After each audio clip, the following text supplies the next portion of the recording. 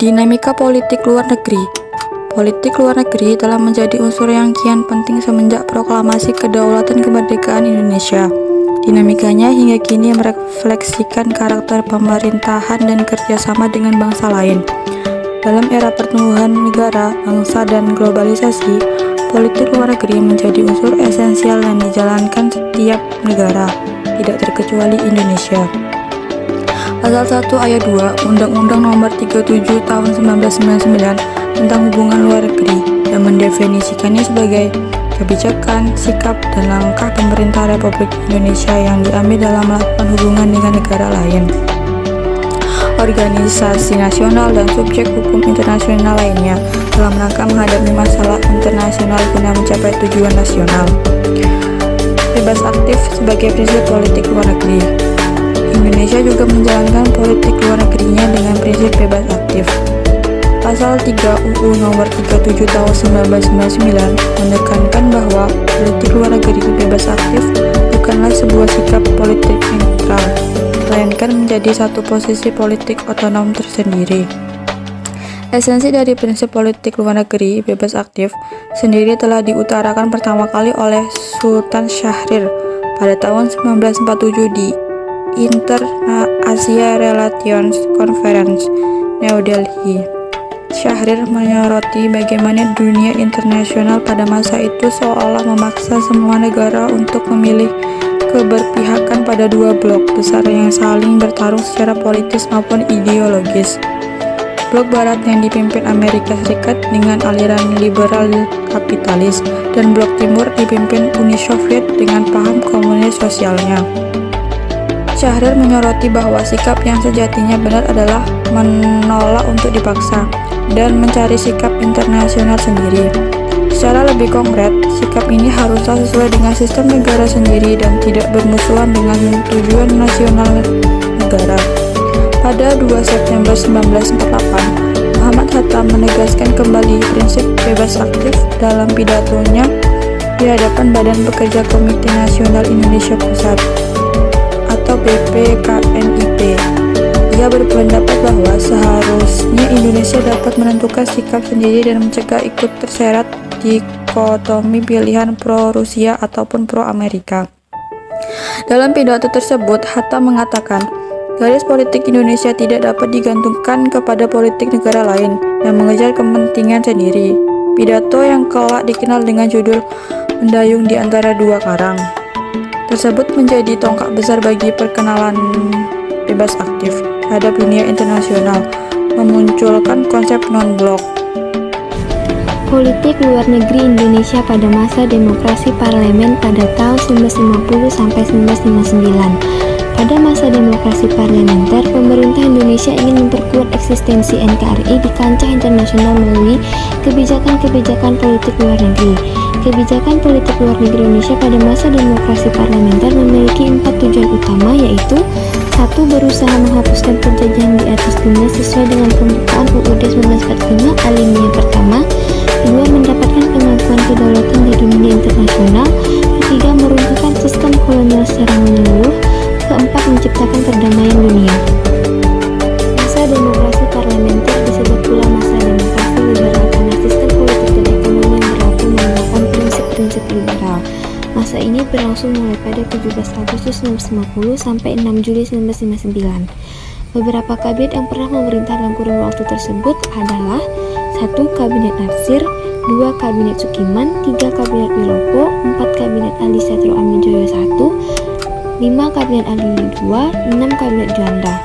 Sejak pertengahan tahun tersebut, Indonesia telah memperkasai dan mengambil sejumlah kebijakan luar negeri yang sangat penting dan monumental, seperti Konferensi Asia Afrika di Bandung pada tahun 1955. Politik luar negeri pada masa demokrasi terpimpin. Demokrasi terpimpin atau juga dikenal masa Orde Lama dipimpin oleh Presiden pertama Indonesia, yaitu R. Soekarno. Pemerintah Indonesia pada saat itu dinilai banyak menyimpang dari UUD 1945. Politik luar negeri Indonesia yang diterapkan pada masa demokrasi terpimpin adalah politik bebas aktif. Berikut beberapa kebijakan luar negeri yang dilakukan pemerintah pada masa demokrasi terpimpin. 1. Memutuskan hubungan diplomatik dengan Belanda pada 17 Agustus 1960.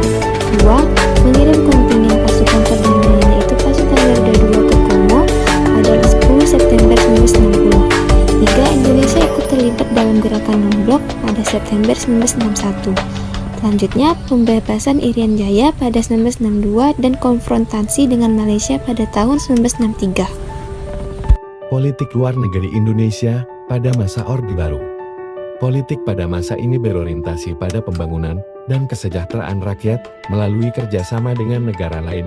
Kerjasama yang dilakukan ditujukan untuk mendapatkan pinjaman modal dan penangguhan hutang luar negeri demi membantu pemulihan krisis ekonomi Indonesia. Ada beberapa kebijakan politik luar negeri yang muncul pada Orde Baru. 1. Memperkuat kerjasama regional dan internasional. 2. Pemulihan hubungan diplomatik. 3. Kembali jadi anggota PBB. Secara umum, ada beberapa keberhasilan yang diraih dari politik luar negeri pada masa Orde Baru sebagai berikut. 1. Banyak dukungan ekonomi yang mengalir ke dalam negeri, sehingga tercipta stabilitas ekonomi nasional. 2. Indonesia berhasil menginisiasi berdirinya SEI. 3. Indonesia berhasil meraih posisi ketua di Organisasi Konferensi Islam UKE, Gerakan Non-Blok dan Kerjasama Ekonomi Pasifik APIC.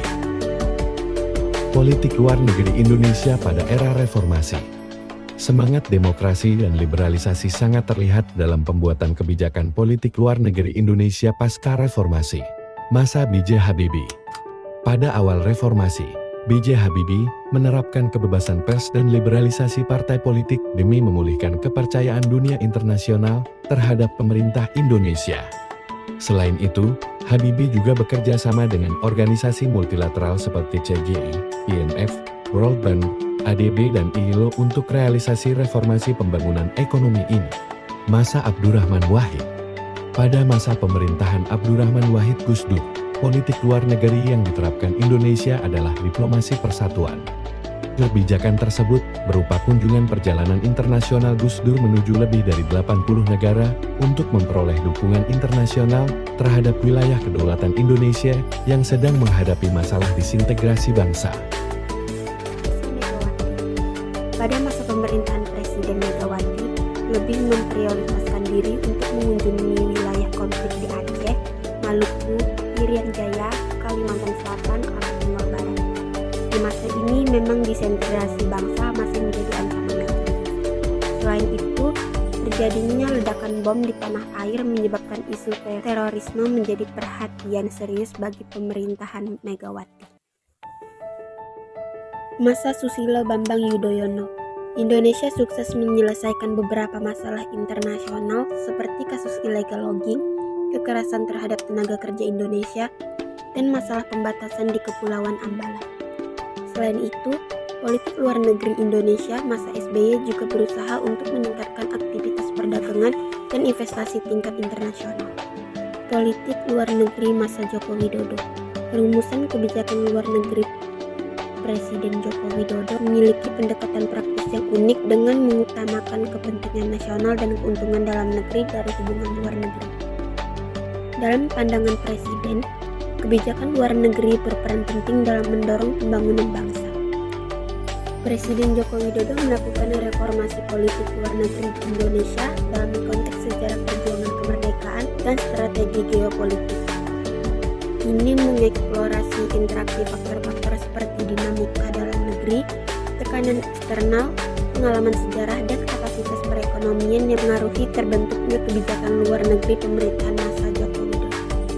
Kebijakan luar negeri Presiden Joko Widodo lebih fokus pada perdagangan dan investasi untuk mendorong pertumbuhan ekonomi dan memfokuskan kembali pada kepentingan dalam negeri. Pemerintahan mengidentifikasi bahwa diplomasinya terfokus pada rakyat. Oleh karena itu, pada forum G20 di Hangzhou, Tiongkok pada tanggal 4-5 September 2016, Presiden Joko Widodo mengedepankan strategi politik luar negeri yang bebas aktif, berdasarkan kepentingan nasional dan pada saat yang sama memperkuat peran Indonesia yang konteks kerja sama global.